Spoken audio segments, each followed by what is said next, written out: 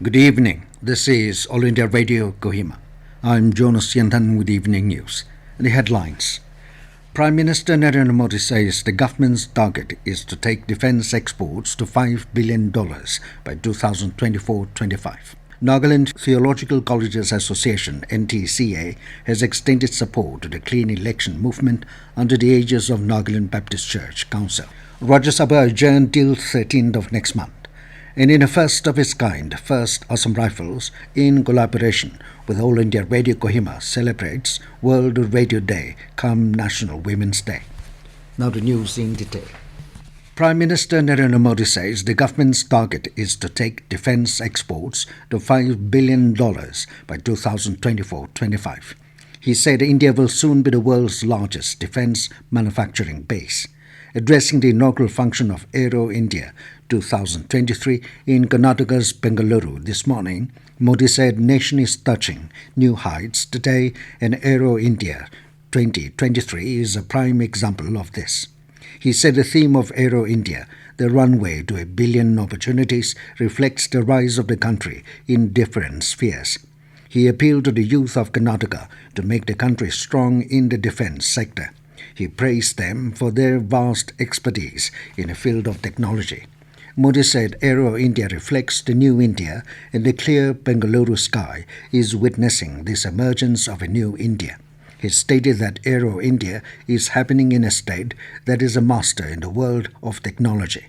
He added that this will create opportunities in aerospace and defence sectors. The Prime Minister asserted that the India of 21st century will not let a single opportunity pass by. Modi also released the Aero India 2023 commemorative stamp on the occasion. Nagaland Theological Colleges Association (NTCA) has extended support to the clean election movement under the aegis of Nagaland Baptist Church Council.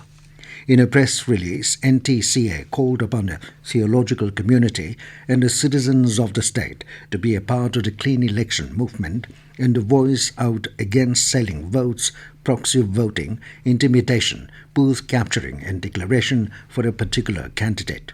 Saying that public needs to be aware of their voting rights, NTCA urged upon the people to take the issue in line with the Christian values. The association appealed to all to promote Christian principles and actively participate in the democratic order of clean election. It said the movement seeks to illuminate the common conscience of those involved in election so that their actions may serve the promotion of the human person and the common good of all. Mon District Administration, in collaboration with Baptist Pastors Fellowship Mon, today launched a clean election campaign. Deputy Commissioner Mon Ajit Kumar Verma said the election system prevails everywhere in the country, but the election situation depends on the inhabitants of the people and societies.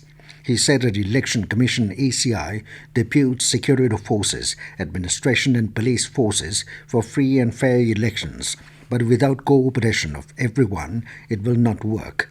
The DC therefore urged all to spread a message of clean election. He encouraged especially the youngsters to value their votes and urged people not to misuse their right. He also appreciated the initiative taken by the churches. Reverend Nangum spoke on one man, one vote and following the model code of conduct issued by ECI. Rajya Sabha was adjourned today to meet on 13th of next month after a recess of 1 month. On the last day of the first part of the budget session of the Parliament, the House witnessed protest by opposition members over expunging the remarks of Leader of Opposition Mallikarjun Kharge, Adani Group issue and other matters. When the House met this morning, Chairman Jagdeep Dhankar disallowed adjournment notices moved by Aam Aadmi Party and PRS members.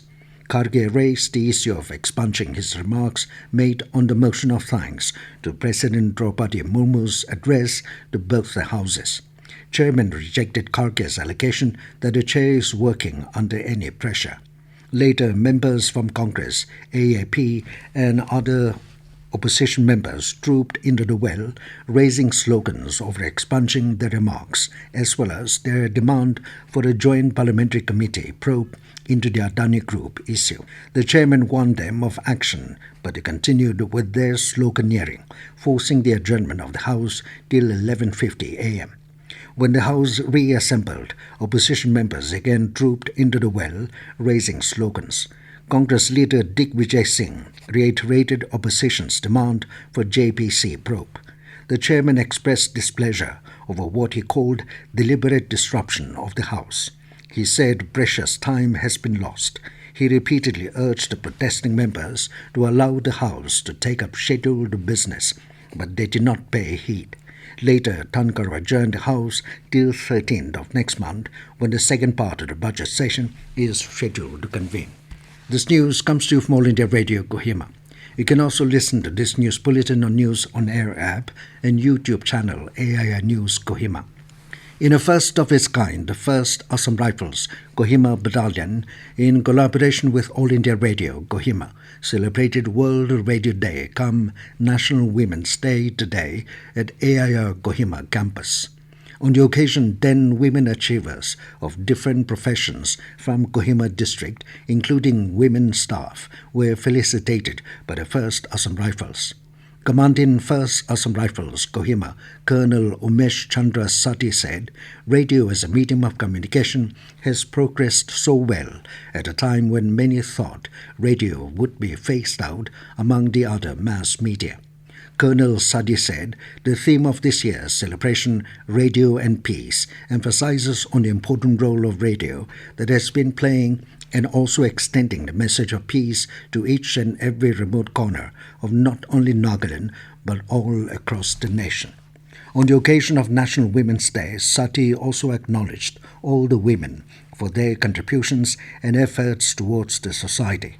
Head of Office AIR Kohima and Director Engineering KK Regma said, the achievement of the AIR station is based on dedication, commitment and expertise in the strength of not only the men but the women who are delivering services on a daily basis. He said there is no better days as of today to acknowledge and reflect the dedication, commitment and services rendered by the women. Prime Minister Narendra Modi greeted people on the occasion of World Radio Day today. In a tweet, Modi extended his greetings to all India radio listeners, RJs, and all other associated with the broadcasting ecosystem on this special occasion. He wished that radio keep brightening lives through innovative programs and showcasing human creativity. Modi asked the people to share their inputs about the day for the 98th Mann Ki Baat program on my GOV Namo app. The next episode of monthly program will be broadcast on the 26th of this month.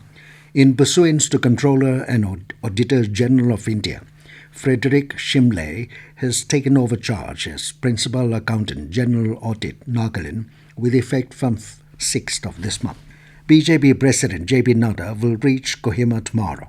This information was given by the media cell of BJP in Nagaland. Nadda is scheduled to attend a joint meeting of BJP and NDPP at Capital Cultural Hall in Kohima at around 11:30 a.m. Nagaland Chief Minister and NDPP leader Nipirio and leaders from both the parties will be attending the meeting. At around 1:30 p.m., Nadda will release the party manifesto for the forthcoming Nagaland Assembly polls at BJP's state head office in Kohima. And now to the news, here are the main points again. Prime Minister Narendra Modi says the government's target is to take defense exports to $5 billion by 2024-25. Nagaland Theological Colleges Association has extended support to the clean election movement under the aegis of Nagaland Baptist Church Council.